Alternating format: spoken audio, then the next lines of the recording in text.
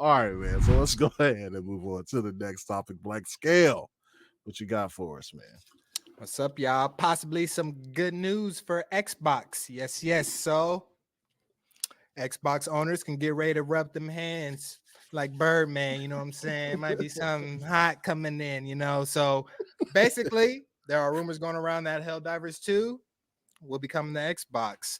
Not too much on this. These are pretty much just rumors, but the rumors have been circulating that Sony is in the very early preliminary discussions about the possibility of Helldivers 2 coming to Xbox Series S and X. Again, these are rumors. These low-key came from Nick from the Xbox era, so check them.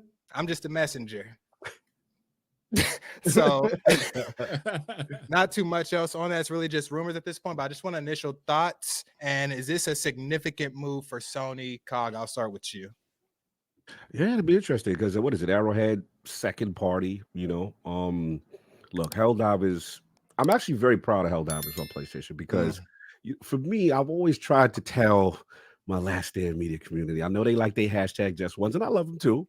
Yeah. But I come from PlayStation that also had SOCOM. You know what I'm saying? Like I come from PlayStation that had multiplayer games, and I just didn't like that everything has to fit this template, right? The reason why I've been more of an Xbox my preferred platform is because I like the diversity in genres. I like having different things I can go at. So to see them in the multiplayer and now to see them have success, because the talk at the time when factions got counter by some was, oh, we didn't need that, and it's like, no, there's a desire. There is a need. If you and factions would have been good, like it would have. I think that it would have done good on that platform. However, I think PlayStation would have been greedy and not release it on PC as well. And you have to have it multi-plat, at least some level of multi-plat, like because we saw what happened with Foam Stars, right? Like you have to have some level of multi-plat for multiplayer games. But go ahead. Yeah, no, good point. And I think that's what further solidifies Helldivers to success in the sense that it's not only a successful, great multiplayer game and live service, it's also a day and date kind of litmus test as far as PC.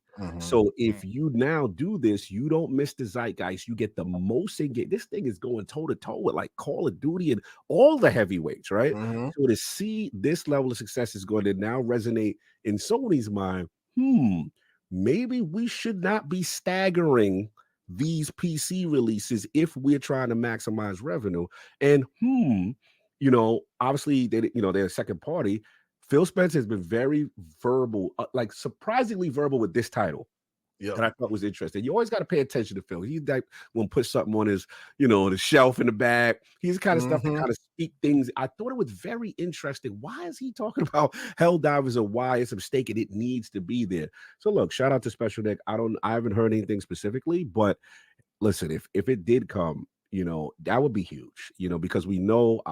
From a community standpoint, from a cross-play standpoint, the game is going to be supported. It's going to thrive. The Xbox community is going to jump all over that. We got kind of an example of that when Power World came out, right? We see Power World. We saw how it completely dominated. If it's a quality multiplayer game, PC game is going to play. Xbox game is going to play. So look, stay tuned. I would personally I think it's a great game. I'm just curious contractually, though. I don't know how Sony plays with their exclusive and the way that game, and I would probably have to speak to some people behind the scene to see how did they set up, they help fund it, because there may be some blockers that gets in the way, or like a window, like a year or 6 months to a year before they can actually do something. Because we saw similar things like that with like Death Stranding, and it eventually then came up. There was some loophole Microsoft was able to put in and get it on the PC Game Pass store. But stay tuned, man. I mean, it is interesting. I saw what was it, Tom Henderson and the boys ran with the story too from Inside Gaming. So we'll see. Phil don't say shit. Don't talk out of his ass. He don't. He talked about his ROG Ally, his all that stuff like a year ago, right? And then he talked about, and then you see what happened with the handheld talk. And then he talked about Brotato or whatever, and then that came the game. Like he just does not say something just to say it. Like he just gives hints and clues, you know, which was interesting for him to bring up Helldivers. I was like, what is he talking about? Like, random. Mm-hmm. And people laughed about, the Square stuff. And then I see the president, CEO of Square on stage. And all of a sudden, we hear now that the Final Fantasy games are coming out of the PlayStation Plus store or something like that. I guess they had something's cooking. Something's going on. I just don't know what it is. But yeah, stay tuned. Phil, you ain't slick. So we know something going on. Appreciate that. It's something going on for sure. Nova, I'll toss you the same question. How do you feel about Helldivers going to Xbox? And is this a significant move for Sony? I think this is just kind of like a further indication of a change of guard, right? Because it has crossplay already for like PC to PS5, right? So they're probably going to want more people to play an incredible game. So if you want more people to play the game, you got to put it in more places. So it just seems like more of the same in that regard. And I'm actually excited about stuff like that because I was one of the ones that had to buy like Call of Duty for multiple consoles to play with, with different friends. Right. So it's the least we can have some of that and everybody get a chance to buy it and play on their preferred console, the better, to be honest. So that's my point on it. I agree. More people, more players, more money. That part. It seems easy. Viking, I'll throw it to you. How do you feel about Helldivers going to Xbox? And is this a significant move? I don't even know about significant. Yeah. You got First of all, shout out to, we got 265 people watching us right now. Shout out to y'all. 131 is coming from YouTube, the rest on X. Shout out to y'all. Thank y'all for watching us for this long. Jesus Christ, baby. Thank you. Get you some chocolate, baby. And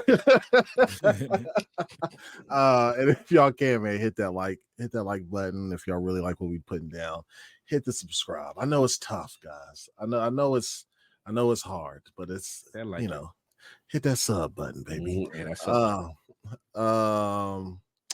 Okay, so what do I think? I think that Hiroki Totoki is about his bag, while also thinking about the health of the PlayStation brand as a whole. A game like Helldivers, I think there is a case to be made. God of War, Uncharted, Last of Us, Spider-Man, depending on what Disney wants to do with it, are the core identities to the PlayStation franchise, and those will always remain there and probably get a staggered release on PC. The stagger might be smaller, like 3 months or 6 months versus 2 years or 3 years, right? But games like Foam Stars, for example, right? Like, yeah, you can help or whatever, but like, why is it not on PC as a multiplayer game at that, right? Games like Stellar Blade comes out this week. Is that only for PlayStation 5? Right? It's not on PC, right? Yeah, I believe so. Yeah, like to me, none of those moves make any sense to me, right? Like, I don't think nobody's going to go cop a PS5 for Stellar Yams unless you're that down bad. Wouldn't underestimate Stellar Blade. the visual aesthetic of the game. Somebody out there in the desert. You already know.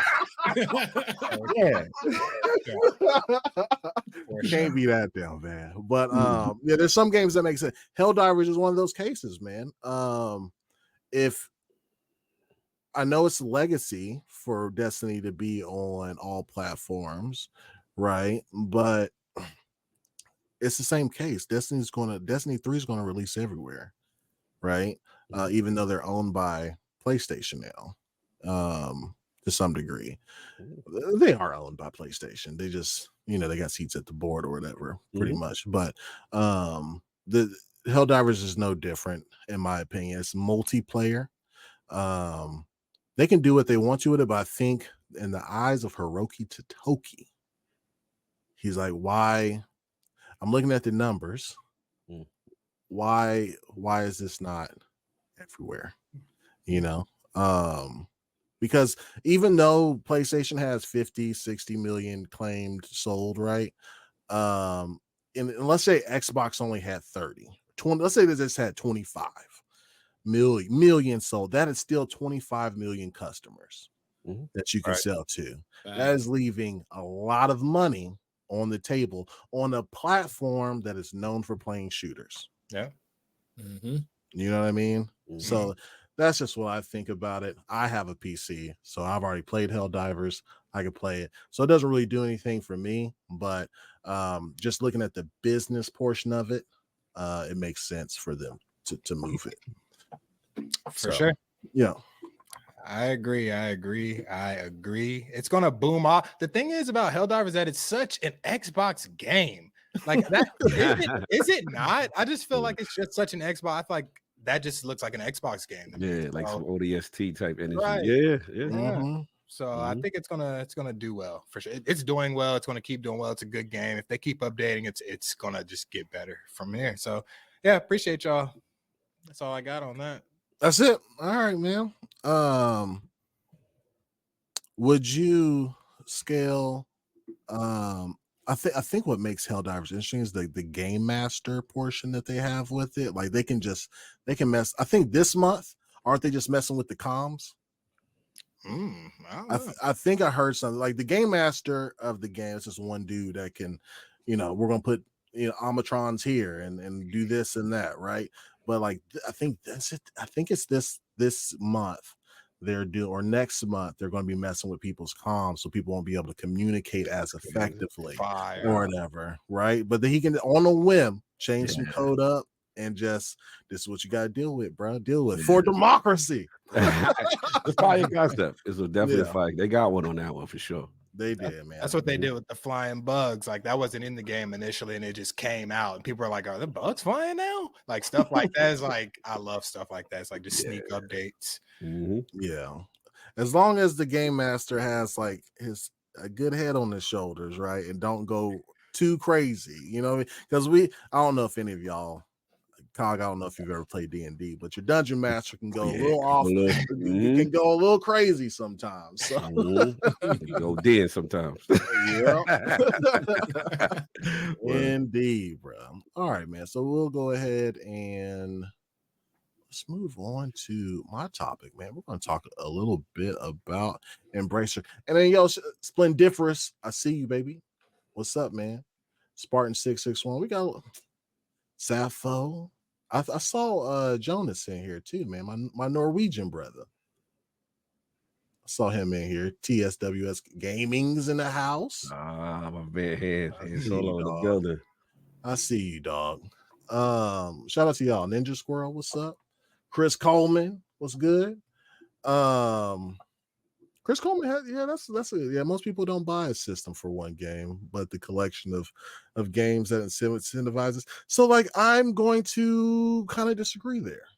I think there's a lot of 1 to 2 game only players out there. You think of people who play COD, people who play 2K, people who play Madden, Fortnite, right? Like they just play those games. Those are the black hole games. You know what I mean? They buy those games. Most people don't even give a shit about what is first party. Like most people don't care. The data agrees with you. If you look at those, the top, what is it? Like there's 6 games that it's hard for any other live service or new games to kind of penetrate the market and dominate. When you dominate, you get in the bracket with those 6, like you said, the Call of Duties, the Fortnites, the Minecrafts, and all that stuff. People are living in those games. Sorry to interrupt. They I know a lot of them. I grew up with those dudes. Dude that buy 2K every day, spend like $200 on VC. And I was doing the Madden, I know the Call of Duty. He prestigious with the homies. They get the new joint every year. I know those dudes. I know those guys. And they're just gonna go where their friends is at, but they're picking up those same games. That's probably their 1 or 2 purchase per year. They may get wooed by one other game, but for the most part, they are living in those 6 games. And then you got the youth with Roblox and the Minecraft. It's pockets out here, man. For real. 100%. And that's like the majority of gamers. Like even like Xbox One and the PS4 still has millions of players on them. You know what I mean? And they're not playing these PS5 or Xbox One X, these next gen games, bro. They're just playing COD, Fortnite, Roblox. You know, they're playing those games, man. That's it. And then when they can afford it, if it stops being cross gen, I guess, because you know a lot of gamers don't take gaming that seriously. Like they play 3 to 4 hours every week with their homies, and then we in the chat and on this panel, we're different. You know what I mean? We are the 5%, maybe. You know what I mean? Everybody on Twitter flapping their gums, including myself. We're the 1%. You know what I'm saying? We are the 1%. Are you implying that Twitter is an echo chamber? That is not representative of the real world? Is that what you're implying? Yeah, I am. Yes, sir. I am. We know this. We know this. Some people need to know this stuff.